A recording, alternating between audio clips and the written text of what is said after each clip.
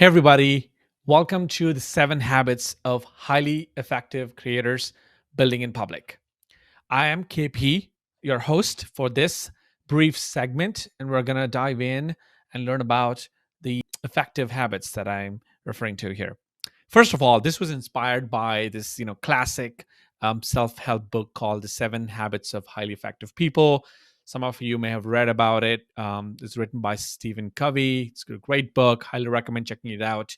But he outlines essentially like the unique things that highly effective and successful people do that put them in a whole different league compared to so many others. And so I'm kind of borrowing from that philosophy and looking at some of the elite creators who have been building in public the last 4 or 5 years, and trying to draw some lessons and insights from that observation and putting it out into this video. So stick around until the end and you'll learn a thing or two, I promise you. But let's get started with what is the definition? Like, what is building in public?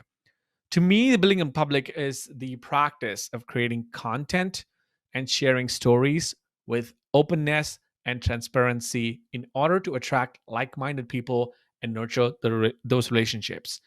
The emphasis that I would lay here is on creating content and sharing stories, because not everything that you share, not every update you post, not every tweet you make, every video you make is about is in my view is building in public. It has to have this blend of, it should feel like content, which means you're actually intentional about it. You're creating it because you want to put out something, you want to share something. At the same time, it has to have an angle of story, an angle of something that is interesting slash educational slash useful slash helpful, right? It has to hit one of these four, but not like every mundane update qualifies in my view. I mean, at the end of the day, who cares? But for you to be effective, I think it's important to make sure that you hit those hit those four. Who am I? Well, I should have started with this, but I am KP. As I started introduce myself at the beginning, I am an entrepreneur. I'm an angel investor, and I am a founder coach and advisor to startups, who are in YC. Some of these are, on deck startups. But at the same time, I'm also a podcaster. If you have listened to the buildinpublicpodcast.com, you may have heard my voice there. I'm also have been very intentional about my Twitter the last 2-3 years. So I am at this is KP_ on Twitter, and I have about 35,000 followers on there, which I'm super grateful for. So I have some experience with this topic, and it's something that is very close to my heart. As a tongue-in-cheek reference, I call myself a build in public guy, but it's mostly because I'm obsessed about that topic, and hopefully I can share some lessons today. Let's get into it. First habit: highly effective creators have the habit of being consistent above all. A lot of people think about shortcuts, a lot of people think about hacks and secrets. I think the overarching theme that I've seen in the last 4 years building in public has been that consistency beats everything else, right? So if you're consistent, I think by default you're much more likely to perform, your content's much more likely to perform better. You're gonna rise up to the elite level, because consistency breeds iteration. It breeds getting smart, each iteration getting better, and over time you just understand how to navigate yourself in this world of building in public. Most of my favorite creators who do a great job at building in public are all extremely consistent. And if you see, one of my favorite quotes there is David Perel talks about how B plus content, which is good enough content, with A plus consistency, like world class prolific consistency, will always beat A plus content with B plus or B minus mediocre consistency. So make sure that if there's one thing you want to take away from this video, it has to be that you have to be more consistent than you think, than be clever or be interesting. They're important, but more importantly, consistency is number one. The second habit is around starting small and just playing the long game, right? A lot of creators who have so much to offer to the world, who want to get into TikTok, want to get into Twitter, want to get into Clubhouse, any of these any of these channels, are overthinking their first step. You cannot, it's like getting into a pool. You cannot overthink the first step. Just get in, get going, and then get better and play the long game.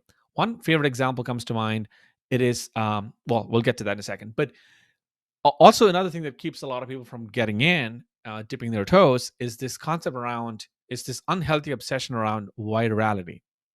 Virality is overrated. If you produce, I think I made 26,000 tweets so far. If you make those many tweets, inevitably some of them will go viral. It's just that you don't know which of those will go viral. So you can't be overthinking about them. And also, ironically, if you're tweeting for virality, somehow you're not really building a connection. You're just not doing it for the right reasons in my view, and people can sense it, right? So tweet for resonance, not virality. That's something I've been saying a lot in my workshops. And virality may bring views, but resonance builds community and connection. That's what you want on the internet, right? It's not just the views and likes and shares. You want to feel connected to your audience, and vice versa. So, a great example is actually one of my good friends, Janelle, who I worked with closely the last 2 3 years. She started when she had, again, 57 followers, very few, and she started in, I think, July 2020, and she kept posting and building in public. She took her entire maker journey in public, where she built this newsletter OS platform. And again, she went up to 10K, with just 57. A lot of people assume that you need an audience to build an audience. Her story debunks that myth, even including my own story, where I went from 414 followers in Twitter. So I didn't have any pre-existing followers. That's just what I had. I think 414 or something like that. And I built 35,000 towards the end. So you don't need a huge audience to get started. Is my whole point there. Another fun example is actually David Perel's um, story of how he did, I think, a video a day challenge, and he kept building and kept shooting videos and publishing them for 114 days back to back, and still only got 31 subscribers in total. So it is actually a long game. You have to just be in it for the right reasons and have fun while doing it. You have to have joy of creating content, producing content. Otherwise, you're going to give up, right? And also, the fun thing is nobody remembers your failures. Right now, he's at 23K on YouTube. And so most people who may look at him today and they're like, "Oh my God, this guy must have been a runaway success, or must have taken off right away because he speaks, so elegantly, so smart." Um, like, growing your audience on the internet or growing your influence on the internet has nothing to do with how smart you sound, or how much how passionate you are about the topic, or how much of an expert you've been. It humbles you. The internet humbles you very quickly, and everybody has to start from the bottom and then rise up. So play the long game and start small before you think you're ready.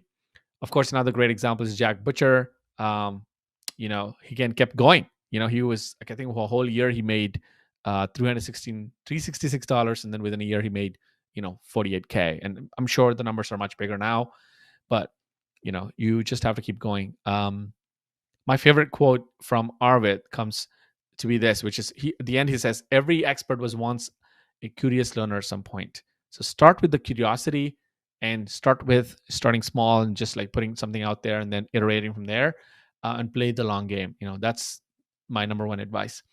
The third tip, or the third habit highly effective creators have, is that they're doing it to expand their surface area, right? Building in public is not about chasing vanity metrics like followers, follow counts, likes, and retweets. They will come. There are side effects to your actual main journey. Your main journey should be about expanding your surface area, attracting opportunities that are rare to find, right? So it's basically becoming a magnet to such opportunities. And like, for example, in my life, I've seen, personally, up and close, these rare opportunities that came to me through real tweets. Because in 2020, I made a tweet about being open to a startup job, because I just got I just got out of a corporate career and then was looking for startup jobs, and that resulted in me attracting a great role at On Deck, being the director of On Deck No Code Fellowship. And the same thing again this year in May, when I was leaving On Deck. I made a tweet about this, and then I wrote a list of qualities and criteria that I was looking forward to in my next role, and that manifested within 2 months into a great role where I work right now at day one. So a lot of the times That's what to me building in public is about. So even I've extended the expanded the definition of building in public to beyond products. It can be a career. In my case, I'm building my entire career in public. So that's another tip. Number four is highly effective creators don't wait for big wins. They celebrate and share small wins. um, there are so many ways you can create content that is about small wins, and one healthy framework to have is no win is too small to celebrate. Do not say like, oh yeah, it's only 100 followers, or it's only like 40 people who followed me, or 8 people who read my email. I actually made a video in my YouTube channel. If you go check it out, I have a video celebrating 100 subscribers on YouTube, which is bonkers, right? Which is nothing compared to like 35,000 on Twitter, or whatever, all these thousands and thousands of numbers. But to me, it meant something, right? 100 people on this new channel on YouTube, where this is brand new territory for me, and 100 people who actually chose to hit follow or subscribe is a big deal. So I documented that moment and created content for that particular milestone because it was fun, and I think it also teaches you to be humble and allows you to celebrate every step of the way and not just wait for one big prize day that happens 8 years from today, whether it's million followers or 100,000 subscribers. Who knows, that may come or never come, but it's journey that's important than destination. um, so yeah, some great examples. Sharath, a good friend of mine, also tweets about some of the small wins. In fact, he was tweeting, like, on the right side, you'll see that he's been having a week-long sales drought, and he just like was giving a shout out to the fact that the drought ended that day with that one particular sale. So even small numbers like that, small wins like that, are such great content for building in public. The fifth habit is highly effective creators embrace authenticity and vulnerability. This should be obvious by now if you've seen my content, if you've seen some of the people that I follow. Authenticity and vulnerability are so rare to find on the internet.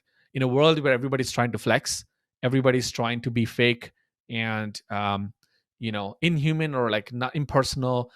It is so much of a superpower if you can be real, if you can be yourself on the internet, and authentic and honest, and earnest. So that is another great tip. And I see people like Sharath do a great job. Arvid Kahl does a great job. Just, being who they are, on the internet, on video or on audio or on tweets, just completely being, authentic. So Sharath talks about, like in this particular tweet here, he's talking about nervousness and launch jitters. I could routinely post about like things I'm nervous about or things that I'm not sure about. And how, like, even this example on the right side, he's showing like SaaS is not a fairy tale. There will be low moments. Like in this case, it's a churn situation where I think some customers got canceled. They canceled, for canceled a shout out, which is his product. It shows that, it shows the more complete side of a person. I think that's what people are looking to root for. They want, people want to hear from authentic and real humans. Number six, highly effective creators are not afraid to put out a bad signal. A bad signal is essentially you saying, here's what I'm manifesting, here's what I would love to get help on, here's what I am thinking about as my next big step, and kind of putting out that desire, intentionality on the internet, and not being embarrassed about it, right? So Vency, a great example here, she put out the fact that she was applying for a role at On Deck. Uh, this is back Feb 2021, and she applied for that role in public, similar to what I did, a year ago.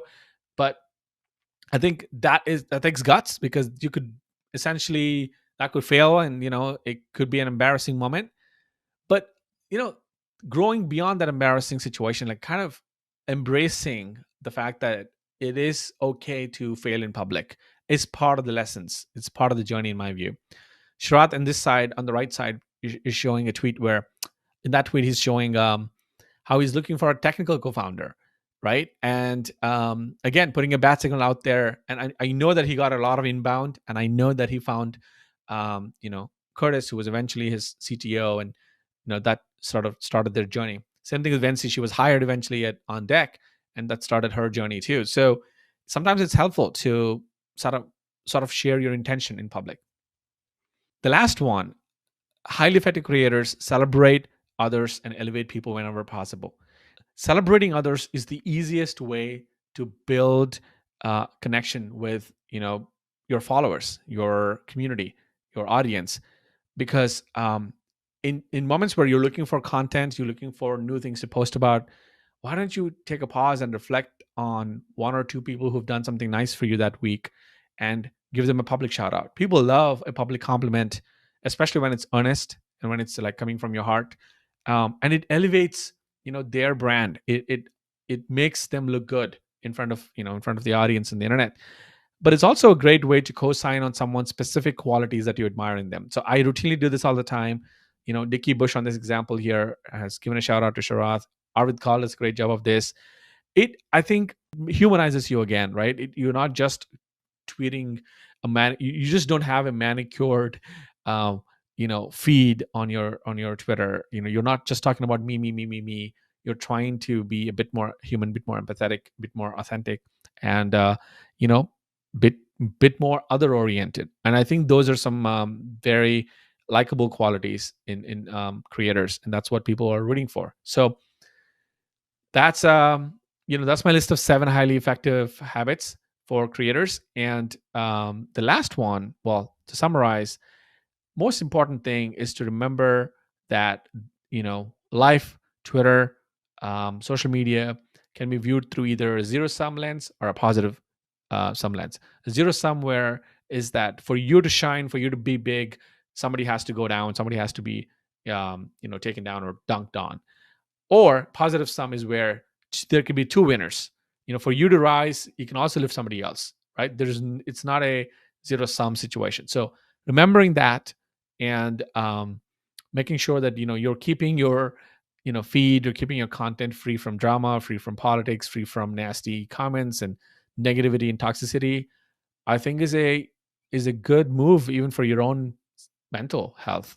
So while you build in public, I recommend staying away, if you can, as much as possible, from negativity and toxicity. I'm not saying you have to be like an absolutionist, but if you can, I think this is always a great, healthy attitude. Well, thanks for checking this out. Here's the links where you can find out more about me. The podcast link is buildingpublicpodcast.com. If you want to read my newsletter, it's kp.substack.com. And if you loved what I talked about so far, if you want to follow me on Twitter, it's at thisiskp_. If you like this video and want to watch more of this stuff, hit subscribe, and I'll see you in the next video. Thank you.